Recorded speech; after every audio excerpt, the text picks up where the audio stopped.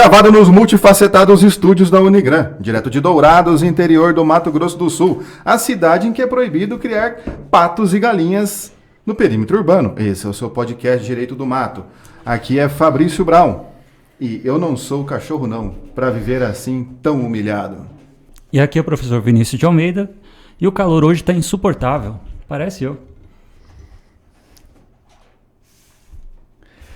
Aqui é o professor Gilberto Marchetti, vulgo Prof. Giba, e a rapadura é doce, mas não é mole não, mas a paçoca é. Eu sou o professor Fernando Machado, a ti fortaleza minha, cantarei salmos, porque Deus é a minha defesa e a minha misericórdia. Aleluia, aleluia. Irmãos e irmãs, estamos mais uma vez aqui reunidos, alegres e confiantes na esperança da salvação. E hoje nós temos um convidado mais do que especial, professor Gilberto Marchetti Filho, conhecido também nas redes sociais como o Prof. Giba. Professor Gilberto, que é graduado em Direito pela Unigran, professor do curso de Direito da Unigran, mestre em Direito Processual Civil e atualmente doutorando pela Universidade Presbiteriana Mackenzie.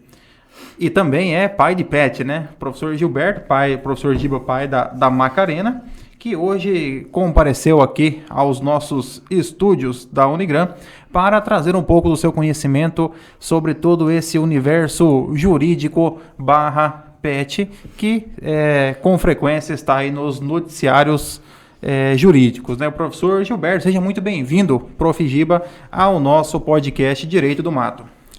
Obrigado pelo convite, é um prazer estar com vocês aqui nesse podcast que está bombando nas redes, e dizer que quem não me segue ainda no Instagram pode me seguir lá, @souprofgiba, e também no meu canal lá no YouTube, onde tem uma série de videoaulas lá para quem quer aprender um pouquinho de direito civil. Pode me procurar lá no YouTube, Prof. Gilberto Marchetti. E é isso. Será que o Paulo consegue colocar para nós o YouTube do Prof. Giba? Com certeza. Consegue. Né? E reiterando mais uma vez, agradecendo aqui a presença do professor Gilberto, né, certeza absoluta que vai ser um episódio que a gente vai aprender bastante. Também fica aquele agradecimento por você que sempre acompanha o projeto Direito do Mato, que é com você que a gente consegue enriquecer mais aqui o nosso podcast. Agradecer também à Unigran por oferecer esse estúdio que a gente consegue disponibilizar os episódios para vocês, e também a ajuda sempre única, especial e mais do que necessária do Paulo, que faz o podcast andar. E lembrando que você pode fazer parte do nosso podcast adquirindo uma das nossas maravilhosas canecas do Direito do Mato. Então, entre em contato conosco nas nossas redes sociais e aí você pode comprar e ajudar a gente a pagar as canecas que a gente encomendou. Fabrício, você estragou o que o Paulo fez ali. Ele fez toda uma introdução do Direito do Mato que passou estilo Hans Donner, e aí para aparecer o YouTube do professor Giba, você levantou a caneca na hora. Mas não sei quem atrapalhou quem aqui na hora, que nós não combinamos porra nenhuma aqui. Mas aí, bom, para quem estava no YouTube, viu ali o canal do professor Gilberto, que também vai estar na descrição ali do Spotify. O professor Gilberto Marchetti, inscreva-se com todas as aulas do Prof. Giba. O Prof. Giba emagreceu um pouquinho, né? Que ele tá mais gordinho naquele primeiro vídeo ali, né? Nada, eu engordei, bicho. Depende, ali tem uns 4 anos de vida do Gilberto, você passa por bastante fase ali. Exatamente. Vai vendo a transformação ali. E você pode nos acompanhar também em todas as redes de streaming, né? O Spotify, Deezer, Google Podcast, Apple Podcast e também lá no Orelo. Se você não tem uma plataforma preferida, vai no Orelo, que o Orelo nos remunera cada vez que você ouve um episódio. Nós já estamos quase chegando em R$ 4,80. Então, continua lá nos ouvindo. E também no YouTube, que você pode ter o desprazer de nos enxergar, caso você tenha essa tara, compulsão, sei lá como é que a gente pode chamar essa psicopatia. Distúrbio. E já que estamos aqui na presença do professor Giba, o nosso tema hoje será todo voltado para a análise jurídica das situações que envolvem animais, né? Sobretudo aqui os nossos pets. Vamos começar com a primeira notícia. TJ Paraná decide que animais podem ser parte em ação judicial. o colegiado da Câmara Civil, 7ª Câmara Civil do TJPR, decidiu reconhecer o direito de animais de serem autores de ações judiciais em defesa de seus próprios direitos. No processo, uma ONG de Cascavel acionou a justiça em nome de 2 cachorros, Caipa e Rambo. Os animais foram deixados sozinhos por 29 dias. Na ação, os cachorros pediam pensão mensal e indenização por dano moral. Ao analisar o recurso, os embargadores, contudo, tiveram entendimento diverso do juízo de origem, que havia negado o seguimento da petição inicial, e agora o processo retorna para que ele possa tramitar, sendo a inicial, então, recebida. Por meio das suas redes sociais, a advogada Eveline Paludo, que atua na defesa dos bichinhos, comemorou a decisão que classificou como um precedente, uma quebra de paradigma e uma nova forma de olhar o direito. Então vamos lá, dos assuntos que nós temos aqui para tratar, o primeiro se refere aqui à capacidade, né? A capacidade e a legitimidade processual, que é analisado pelo juiz já na petição inicial. Então, professor Giba, o que é que nós podemos destacar aqui primeiro sobre os requisitos da petição inicial? Na verdade, tecnicamente, para ser parte, né, a pessoa ela tem que ter capacidade processual. E um dos elementos dessa capacidade processual, tecnicamente, está ligado à formação de uma relação jurídica que vem de um conceito de direito civil. Então, significa dizer que se a pessoa não tem personalidade, ela tecnicamente não pode ser parte, a não ser que ela tenha uma legitimação extraordinária, né? Como, por exemplo, em algumas situações do condomínio, que autoriza ali cobrar as cotas condominiais em atraso. O condomínio não tem personalidade, mas tem capacidade extraordinária processual para atuar na defesa dos seus interesses. E no tocante aos animais, é interessante porque essa decisão ela quebrou um paradigma no sentido de que os animais nunca poderiam ser autores de ação. Por quê? Porque o Código Civil considera esses animais como objetos, né? Eles são coisas móveis, como se fosse uma cadeira, por exemplo, e por ser objeto, eles não podem figurar como autor ou réu numa ação, né? Porque eles não têm capacidade processual. E essa decisão aqui, na verdade, ela quebrou esse paradigma, exatamente por compreender que os animais, eles podem sim ser sujeitos processuais a partir do momento que eles estão ali atuando na defesa de um direito deles, né?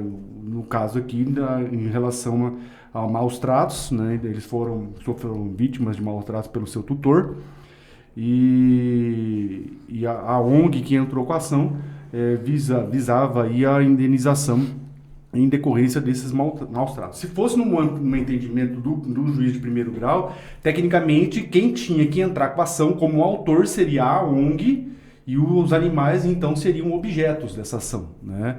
E é interessante porque a partir do momento que você muda essa forma de visualização, você não fala mais que a pessoa ela é proprietária de um animal, né? A gente fala que ela é tutor de um animal. E é uma forma diferente de você visualizar. Até o professor Flávio Martins, no seu livro de Constitucional, ele, aliás, é um dos poucos constitucionalistas que falam sobre esse tema, ele é bem claro em dizer que a gente não pode tratar animais como pessoas, mas a gente tem que concebê-los como sujeitos de direitos e não mais como objeto. Não tem mais como a gente visualizar os animais, sejam eles de estimação ou qualquer outro animal, não tem como a gente colocá-los mais como objetos do direito, e sim como titulares de direitos, né? Ou seja, como sujeitos de direitos, tanto na esfera civil quanto na esfera processual. E essa decisão do TJ Paraná, ela foi bastante importante. Inclusive eu participei de 2 congressos que envolviam bioética e direito animal, e essa decisão foi destaque, né, entre os defensores da ideia, e foi bastante comentada lá nos grupos de estudo. Ô Giba, mas assim, por que precisamos ter essa mudança, esse salto? Qual que é a importância de a gente parar de enxergar dessa maneira tradicional e termos esse novo olhar sobre os animais? Eu creio na seguinte situação. A partir do momento que você coloca os animais como objetos, você vai entender que esse animal ele não sente, ele não sofre, ele não passa fome, ele não passa sede. E a partir do momento que você muda essa forma de visão, você vai entender que não tem como você, por exemplo, pegar um cachorro e tratá-lo como se fosse uma cadeira. É impossível. Não tem como, em pleno século XXI, você ter a mesma visão que os romanos tinham em relação aos animais. Naquela época, tudo bem, né? Questão de 2000 anos atrás. Mas em pleno século XXI, você tratar os animais como se fossem objetos inanimados, sem considerar que eles são seres sencientes, ou seja, que eles sentem, que sofrem, que sentem amor, que sentem prazer em estar, por exemplo, no caso de um animal, de um gato, de um cachorro, que sente prazer em estar na presença do seu tutor, assim, no meu modo de ver, hoje não é uma visão que pode ser concebida. Por exemplo, na situação de deixar perecer. O proprietário ele pode deixar perecer aquilo que é seu. Sim. Né? Agora, não poderia se pensar em se tratando de um animal. Exatamente. Deixar com que o animal morra, ou que o animal sofra, ou o próprio abandono, que é o mais comum, né? Na verdade, esse exemplo que você deu, Fernando, é bem interessante.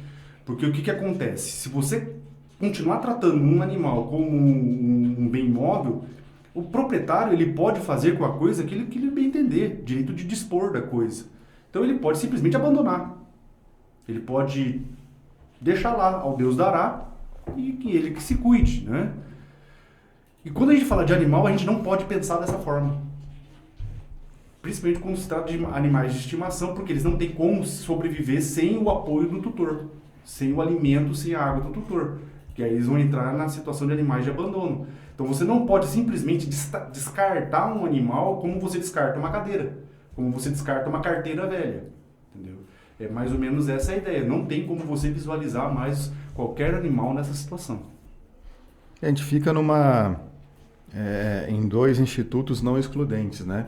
Em determinado momento a gente trata o animal como objeto de direito, porque a gente compra o animal, vende o animal, né? Faz negócio com ele, então ele é tratado nesse momento como objeto de direito, não como sujeito.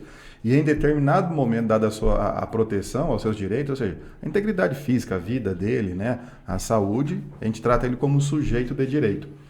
É por isso que a gente não pode aproximar ele como pessoa, porque senão a gente impede a mercancia. É tal qual o ser humano, eu não posso mais fazer negócio envolvendo animais. Então, por isso que eu não posso tratá-lo tal qual o ser humano perante o direito. Então, ele fica ora objeto de direito, ora sujeito de direito, fica transitando, dependendo do momento da relação jurídica. E é interessante porque, exatamente por causa dessa ideia de venda, né, que os projetos de lei que tentam transformar os animais em sujeitos de direito não andam. Porque aí existem uma série de outros interesses que são, né, podem ser atingidos, como, por exemplo, os grandes criadores de cachorro, né, os canis que fazem a reprodução de cachorro.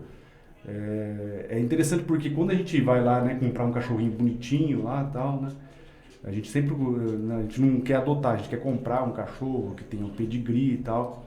Mas é interessante porque a gente não conhece o jeito que um animal que é uma cadela reprodutora, por exemplo, é tratada dentro de um canil.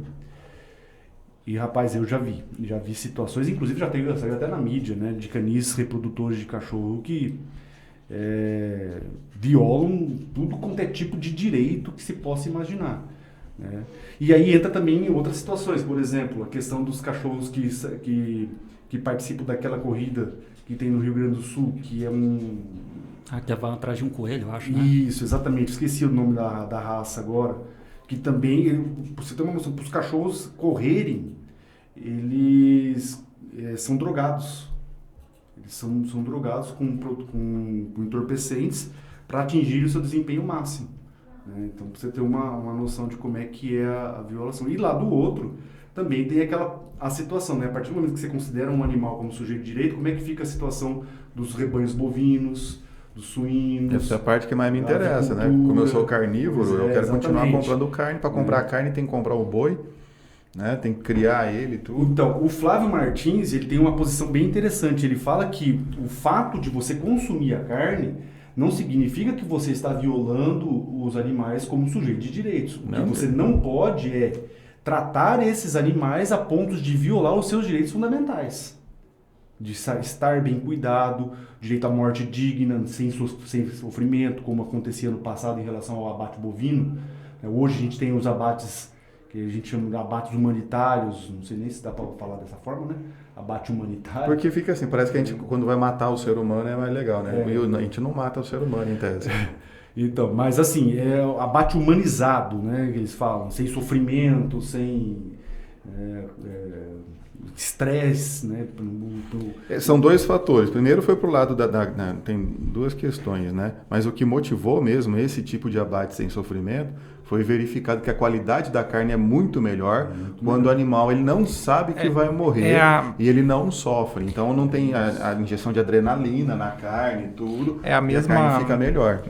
Segue na linha da criação de frangos em granjas americanas. Hoje, nos Estados Unidos já se desenvolve uma linha de criação. Por quê? Porque hoje um frango ele está pronto para o consumo com 50 dias. 28 dias. 28 dias quando vai para o Oriente Médio, eles vai menorzinho, que é o... Não, que daí... 28 dias aqui. 28 dias é no supermercado. Já para o padrão brasileiro? Brasileiro. Porque quando vai para o Oriente Médio, ele vai um franguinho menor que cada um come um frango e uma refeição, né? Mas aqui 28 dias para o mercado brasileiro eu desconhecia. Mas então a ideia justamente de se ter uma criação mais digna, do animal ser criado, por exemplo, com uma certa liberdade para que ele tenha um crescimento um pouco mais natural. Mas aí também tem a questão econômica. Uma que isso dá para aquela carne um selo, não diria um frango selo feliz, não diria um selo verde, mas dá uma questão socioambiental para a carne e também nessa ideia de que a carne, então, ela ganha em algumas propriedades, como, por exemplo, em suculência, em sabor, por conta de um crescimento um pouco mais natural do que esse crescimento totalmente artificializado, que é feito por meio de hormônios. No Brasil, não tem hormônio, tem antibiótico na ração. Para eles não adoecer, mas hormônio não tem. É que eles praticamente não dormem e comem o tempo inteiro. Então, o que você limita é a hora de sono. Por isso, você passa de noite na rodovia e vê granja com a luz ligada. Porque enquanto tem luz, a galinha está acordada e está comendo. Apagou a luz, ela dorme. Então, elas começam a dormir. Quando anoitece, determinada hora da noite, liga para elas voltar a comer. Então, eles mudam o ciclo do sono, ela fica durante todo o tempo comendo e engordando. E na ração tem antibiótico para ela não adoecer. Mas o hormônio já não tem. Mais ou menos igual nós no final do ano, né? Agora, acordado e comendo, né? Acordado, comendo e dormindo um pouco. E bebendo, é claro. Mas dessa questão realmente animal, a gente tem interesses na criação aí. A gente tem similar essa questão dos americanos aí. Em algumas marcas tem aquele chamam daquele frango semi-caipira, que é o frango de granja que depois fica mais tempo, né? Também numa criação, digamos assim, um pouco solta, um pouco preso, um pouco solto, a ração e tal, fica um pouco mais de tempo. Semi-aberto ali. Num semi-aberto ali para poder ficar ali. Só que daí vende muito mais caro, né? Entendeu? O custo do animal, ele come muito mais tempo, demora mais para engordar, consome mais ração, né? E aí fica mais cara a carne. Mas eu creio que a gente vai ter uma evolução não muito distante, em breve eu creio que a gente vai mudar alguma coisa nesse sentido, tanto no campo de direito civil quanto no campo processual. Porque a pressão nos legisladores está bem grande na parte dessa questão. E ainda que não haja... E existem os projetos de lei. Né? E ainda que não haja mudança na legislação, a jurisprudência ela acaba sendo mais um organismo vivo, né? A jurisprudência acaba assimilando algumas questões, ainda que de forma esparsa, como por exemplo aqui no Paraná. Mas a tendência é que cada vez mais sejam comuns demandas desse tipo, né? Aliás, já tivemos até habeas corpus concedido, né? Em relação ao cavalo e em relação ao macaco. Sim. Então... Já teve até o habeas pinho, né? O habeas corpus para um violão. Essa é clássica, o cara entrou com o habeas pinho para liberar o violão que foi apreendido. Mas advogado tem de tudo. Conheço, né? Não? Trarei em um momento oportuno. É que é do habeas corpus, do direito penal, a gente só sabe de história. Gil, deixa eu aproveitar aqui essa notícia e tal, esse papo que vocês estavam falando. Fiquei pensando o seguinte: você acredita que esse tipo de decisão, por exemplo, e essa, que nem você falou, essa pressão que o legislativo tem, mudando o direito, isso será que repercute na forma das pessoas verem os animais? Olha, Vinícius, eu vou tomar por exemplo o nosso próprio Código de Processo Civil. O nosso Código de Processo Civil de 2015, ele claramente tem o intuito de promover a solução do conflito com base na adequação do meio de solução e dentro da ideia da pacificação social. A gente já está em 2021, o Código de 2015 entrou em vigência em 2016, a gente está em 2021. Você visualizou alguma mudança na forma de trabalho do processo civil? Nenhuma. Por quê? Porque lei não muda a cabeça. Lei não muda a cultura. Então não adianta nada você ter uma lei falando que o processo serve para pacificar o conflito socialmente, e quando a gente fala de pacificar conflito é psicológico, social e jurídico, se população e operadores do direito não mudarem a cabeça. Não adianta nada você ter uma lei que fala que homofobia é crime, que ainda não tem a lei, mas já está na decisão, que combata racismo, que combata homofobia, que combata violência de gênero, se você não mudar a cultura. Por quê? Porque lei não muda a cabeça. E a mesma coisa em relação aos animais. Não adianta nada a gente ter uma lei se a gente não mudar a cultura brasileira. E como é que muda a cultura? A cultura se muda com o tempo. Com trabalho, com políticas públicas, com conscientização. Né? Enquanto a gente não tiver isso, a gente vai ter leis, mas são leis que têm os seus efeitos no campo do direito penal, podem ter os seus efeitos no campo do direito civil, no campo da indenização e tudo mais, mas no campo prático, efetivamente, vai melhorar? Não sei. Se a gente seguir exemplos do que a gente já teve antes, acho que não. Viu? Triste, hein? Significa que foda-se. Estamos fodidos mesmo. Pesados, hein? Que é isso. Vamos agora mudar de tema. Mudar de tema, não. Uma outra notícia. Cachorro morre após voo Rio-São Paulo e a dona culpa a companhia aérea. A estudante, Gabriela, cobrou da companhia aérea Latam por possíveis maus tratos contra o seu cachorro de estimação. Durante o voo entre São Paulo e Rio, num dia desses aí, o animal dela morreu depois de passar algumas horas aos cuidados da empresa. Em uma publicação nas redes sociais, ela disse que o cachorro teria ficado no calor e foi entregue para ela quase morto. Infelizmente, estou aqui hoje para falar de uma coisa horrível. A Latam assassinou meu cachorro. Eu não tive oportunidade de conhecê-lo. Na primeira foto é como ele chegou para mim quase morto. Na segunda foto, era ele antes de embarcar no voo. Meu cachorro chegou no aeroporto do Galeão às 13h53 e só me entregaram às 15h30. Deixaram meu cachorro no calor. Quando ele chegou para mim, ele já estava quase morto. Eu e minha família estamos devastados. Não tem nada que alivie nossos corações. A gente só quer justiça. A Latam precisa ser responsabilizada. O cachorro não resistiu e faleceu, relatou a estudante. E também, para somar a essa aqui, a notícia de que Gol cria espaço para pets descansarem no aeroporto de Congonhas. Os pets agora têm um espaço confortável para relaxar no aeroporto de Congonhas, em São Paulo. A Gol inaugurou uma área especial para descanso dos animais de estimação dos seus passageiros, com o criativo nome de Espaço Pet. E esse espaço estará presente inicialmente apenas em Congonhas, mas deve ser expandido para outros aeródromos do futuro.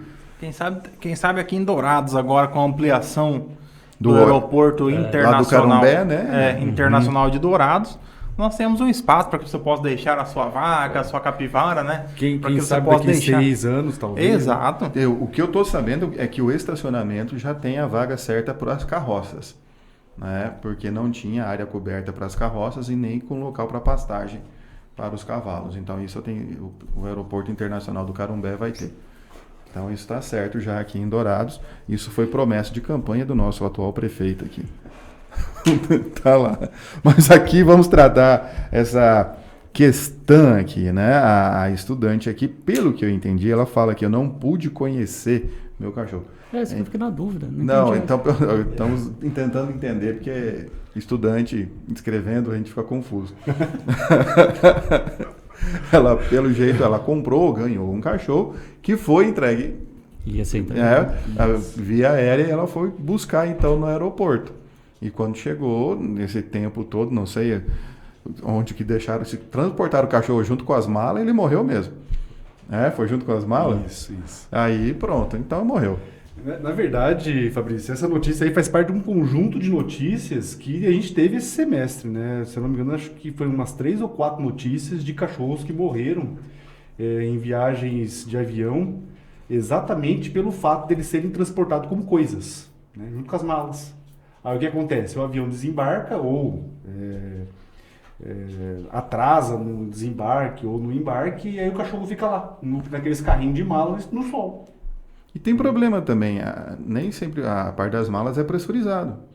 Nem sempre. Eu acho que nunca é pressurizado. Na verdade, hoje a maioria dos aviões grandes são pressurizados. O problema é o controle de temperatura. Esse é o problema. E se não for pressurizado, o bicho morre lá em Não, cima. mas hoje os aviões grandes, a maioria são pressurizados no compartimento de bagagem também. Mas o problema maior aqui nessa notícia envolve, mais uma vez, essa questão de você tratar o animal como objeto. Né? Mais uma vez, tratando o animal como objeto. E aqui, nesses casos, nós não poderíamos tratar o animal como objeto, porque dependendo da forma como você analisa, você não teria sequer o direito a uma indenização. Porque, por exemplo, se eu vou tratar o animal como um objeto, e aí eu pego qualquer um dos cachorros lá que a minha mãe tem, Sua mãe são seus também, pô. que são meus. Meus são dois, né? Ah, que só dois. eu pago pensão. Qualquer um dos cachorros. Só que eles são cachorros chamado SRD, né? O antigo vira-lata, né? É um cachorro que não tem valor comercial. Eu não paguei por esse cachorro. Se eu não paguei por ele, eu não tenho comprovante, o recibo, o cupom fiscal de que eu comprei, qual que é o valor da indenização? Ele é coisa fora do comércio. Se eu for pensar nele como objeto, ele não tem. Ou se, por exemplo, aqui nesse caso, se a pessoa ali ganhou o cachorro de alguém, também se não foi ela. Mas se for de raça, tem valor. É possível estimar o valor. O problema é sem raça definida. Então, mas aí quem tem que entrar Agora com tem uma ação raça... é quem deu o cachorro e não quem ganhou. Se você ganhou, você é proprietário. Né? Nessa lógica, você tem direito. É proprietário. Né? Agora, se eu não me engano, o cachorro laranjado padrão brasileiro virou uma raça, né? Caramelo, né? O caramelo. O cachorro laranjado. Laranjado e caramelo tá ali. Raça caramelo. Então, Laranjado, cachorro é doente. Mas a ideia dessa notícia aqui é exatamente essa. Tanto que as próprias companhias aéreas, temendo as consequências do que já estava por vir, até porque ganhou até um fantástico nas notícias, né? As companhias aéreas já começaram a fazer adaptações, né? Por exemplo, a Latam anunciou que adquiriu carrinhos refrigerados para transportar os cachorros. A Gol está anunciando a criação de espaços PETs dentro do setor de cargas. Só uma questão aqui, dúvida mesmo. A empresa, ela é obrigada a oferecer serviço ou não? Não é obrigada. Então, ela não é obrigada a oferecer transporte de animais. Ela é obrigada a aceitar o animal dentro da cabine até 10 quilos. Porque isso é uma norma da Infraero. Deve ser da ANAC, resolução da ANAC, né? A ANAC, ela traz, então, assim, então a ANAC não tem... então não posso viajar com o meu cachorro. Mas em Dentro de uma bagzinha. Dentro de uma bagzinha até 10 quilos pode. Mas a Macarena não pode, né? A Macarena, apesar de ser um pitbull muito dócil, mas ela pesa 26 quilos. Pequeno. Ela é pequena, mas não pode viajar dentro da cabine. Mas 10 quilos também é... Engraçado isso que você falou, que reforça o negócio de tratar como objeto, né? Já que você pode levar na cabine justamente até 10 quilos, né? Não, mas aí você entende, não é questão de ser objeto, é questão que... Eu até entendo, porque levar o meu cachorro, né, junto com os passageiros não ia dar certo. Você tem uma noção, a Macarena nem comprar uma ela cesta. late. Não, o meu late tem 45 quilos e é um ignorante, então é melhor... Não, a Macarena, para vocês terem uma noção, ela é muito tranquila, né, em relação a... Na verdade, ela tem até... Ela gosta de estar com outras pessoas. Eu brinco que o nome dela faz bem jus ao personagem que inspirou, que foi a Macarena daquela série Toy Boys, né? Que ela é uma personagem um pouco, né, dada à sexualidade, né? Então, ela Você castrou ela, por acaso? Castrei. Então, mas até...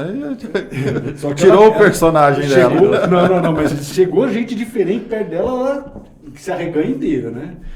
E é um detalhe interessante porque, veja, vamos supor que, e se eu quisesse comprar uma passagem para ela viajar como passageiro.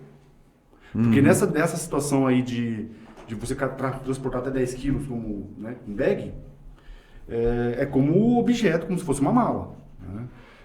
Tem que ser nos pés, nada certinho. E se eu quisesse comprar um assento para ela viajar comigo lá dentro?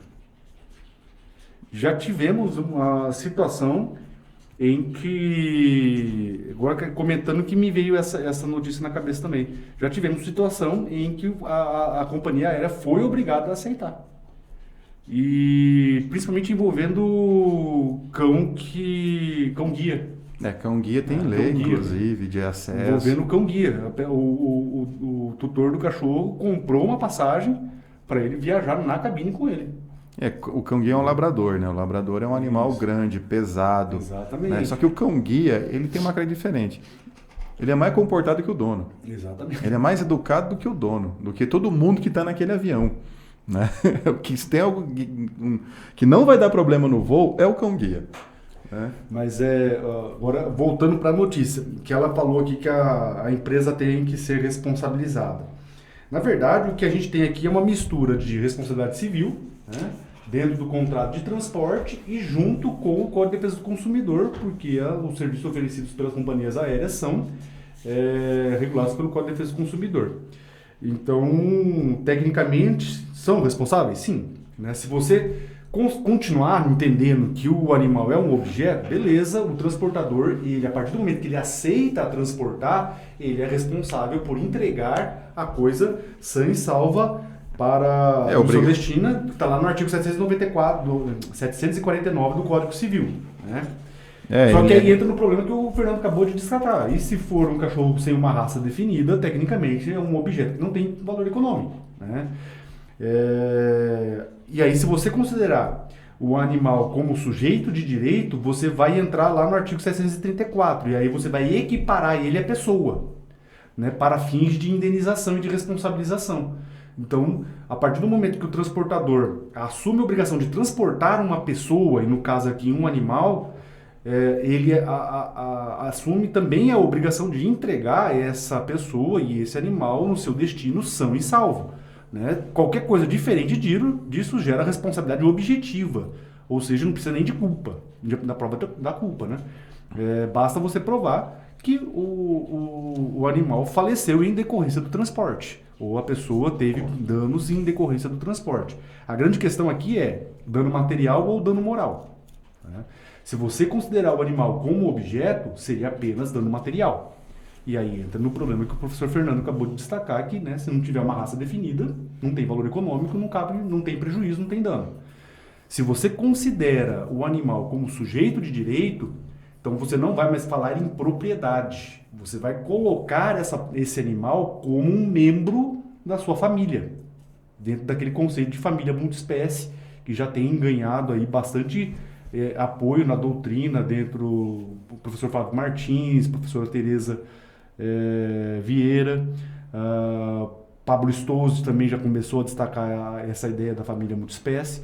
E aí você colocando o animal como um membro da família, não teria apenas o dano material decorrente de tratamento médico-veterinário, medicamentos para tentar salvar o cachorro, assim como também, se ele morrer, você vai fazer o cálculo de indenização como se você estivesse perdendo um ente querido da sua família, ou seja, dano moral. Então, a importância dessa ideia dentro da proteção da responsabilização na questão do transporte aéreo. Eu acho que é qualquer transporte, na verdade, né? Na verdade, é para qualquer transporte. As notícias, na verdade, são mais em relação ao aéreo, porque tem toda aquela logística, né, dentro dos aeroportos. Aeroporto é a parte mais difícil de... Mas se esse dano acontecer dentro de um ônibus, a ideia é a mesma. Dentro de um caminhão, a ideia é a mesma. Como é que fala? Taxi dog. Taxi dog. Uber dog, né? Depende. Mais modernas põe o nome de Uber dog. É a mesma coisa. A motinha com o negócio do lado levando os cachorros. Hoje, fala um pouco mais do que essa ideia de família multiespécie. Como que seria isso? Na verdade, a gente tem que considerar que a família, o conceito de família nos últimos 20 anos evoluiu e evoluiu muito, né? Quando eu, o professor Fabrício, estudamos Direito, Você entrou em direito que ano? 96. Eu entrei em 2000. Fernando entrou em 2002, Fernando. 2000 Eu estudei no Código Civil. De 16. Eu sou entrei em raiz. 2007. 2007. Então, você é muito bebezão. 2007. O Vinícius também, né? 2007. 2007, tudo novinho. Tudo novinho, né? É só nós dois aqui que já estamos com dinossauro no direito quase. O Vinícius só tá mais judiado um pouco porque ele rodou muito tempo com pneu murcho, né? Aí ele a vida foi- tá assim. A vida foi difícil. Pô, coitado. Dá dó. Mas é interessante porque quando a gente estudou, quando eu e o Fabrício estudamos essa parte do direito, e eu já peguei a direito de família dentro do conceito do Código 2002, mas era bem aquele conceito fechado, né? A família é a união do homem e da mulher e ponto, com a sua prole. Isso era a família. Não existia outras variantes. Ainda assim, quando eu pegava os livros de civil, que normalmente na Universidade Pública demora um pouco mais para chegar livro novo, né? Aí quando pegava os livros de direito civil, tava lá o filho ilegítimo, o filho havido fora do casamento, então tinha Os irmãos germanos, os irmãos tinha essa diferenciação, né? Então o que mostra que família hoje não se fala mais União filho havido fora do casamento. Tinha, Mas assim, vamos colocar aqui nos últimos 20 anos, mas mais pesadamente, nos últimos 10 anos, nós saímos de uma união basicamente de casamento. Tivemos uma evolução muito grande na união estável. Casamento homem e mulher, né? Casamento. Então, depois uma evolução muito grande para a união estável. Paralelamente a isso, começou a ter as famílias monoparentais, né? Aquela pessoa que é a mãe com o seu filho, ou a pessoa sozinha, né? Considerado como um conceito de família, tanto que, vamos supor, eu morando sozinha não teria direito a bem de família. Há 15 anos atrás, eu morando sozinho não tinha direito a bem de família, porque eu não era família. Hoje, é verdade, porque a lei tem o conceito família. Até que o solteiro fosse considerado família e o bem tivesse proteção. Eu não tinha de proteção do bem de família, porque eu não era uma família. Hoje eu sou considerado uma família. Né? Eu sozinho sou. Então, assim, o conceito de família foi evoluindo paralelamente com a união estável e com as famílias monoparentais. Aí depois veio a decisão do STF reconhecendo a união homoafetiva e com isso o casamento homoafetivo. E a gente continuou evoluindo. E qual que é a importância? Na verdade, eu destaco que a grande importância da decisão do STF na questão da união homoafetiva não foi nem o próprio reconhecimento da união homoafetiva, e sim o estabelecimento de um novo princípio para o direito de família, que é o princípio da afetividade. Eu acho que esse é o grande diferencial. Exatamente. Antes era a consanguinidade ou o vínculo civil pela adoção e o casamento. Depois, o que justifica, na verdade, o que une a família é a afetividade. Aí você não precisa nem de um vínculo civil, nem de um vínculo consanguíneo para isso. Exatamente. E essa ideia da afetividade é que transformou o conceito de família. Por quê? Porque hoje, o que é a família? É a união de pessoas, de seres com vínculos de afetividade. Então, assim, o que é a família multiespécie? A partir do momento que você entende que os animais, principalmente os animais de estimação, não são apenas objetos, mas sim sujeitos de direitos e que têm sensibilidade, que são seres sencientes e que completam a vida de uma pessoa ou de um conjunto de pessoas que está naquele mesmo âmbito de convivência. Se você entender que se criou um vínculo de afetividade com aquele animal de estimação, então, na verdade, você passa a entender que aquele animal de estimação faz parte da família. E a partir do momento que você tem um animal fazendo parte de uma família, você transforma agora o conceito de família não numa uniespécie, ou seja, a espécie humana, mas numa multiespécie, ou seja, composta por pessoas e por animais de estimação. Essa é a ideia da questão da família multiespécie. E é um detalhe, porque a gente vai estar evoluindo. Né? A gente não reconheceu ainda, mas não creio, até porque está cada vez ficando mais comum o poliamor, família poliafetiva. Né? Que eu creio que no Brasil não vai demorar muito para começar a ter o reconhecimento também. Nessa ideia do animal de estimação como membro da família.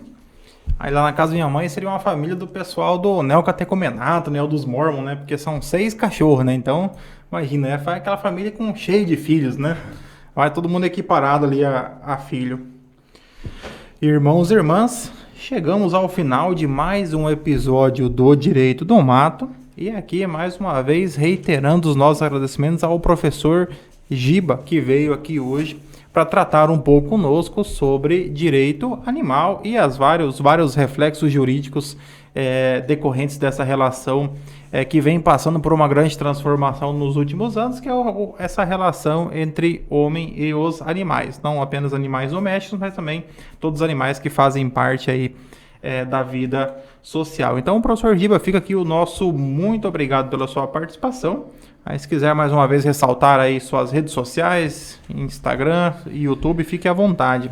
Mais uma vez agradecer aí o convite do Direito do Mato de participar com vocês aqui, né, desse podcast, desse episódio, debatendo um pouquinho aí sobre direito animal, né? Sigam lá no Instagram, @souprofgiba, e no YouTube, Prof. Gilberto Marchetti. Nós estamos lá à disposição. Quem quiser perguntar alguma coisa, estamos aí. É só mandar um direct. Beleza, e também não deixe de seguir a gente também nas redes sociais, o Direito do Mato, confere lá a gente no Instagram, no Facebook. Se você está vendo esse episódio no nosso canal do YouTube, a gente já espera que você tenha deixado o like aí para nós. E também não deixe de conferir os episódios passados, tanto no YouTube como em outras redes de streaming, como o Aurelo, Spotify. Com ou sem afeto. Aliás, esse negócio do like é importantíssimo, hein, gente? Deixa o like lá. Deixa o like, siga, clica no sininho. Algoritmo do algoritmo lá. Com ou sem afetividade, tenham todos uma ótima semana. Um grande abraço. Sejam felizes.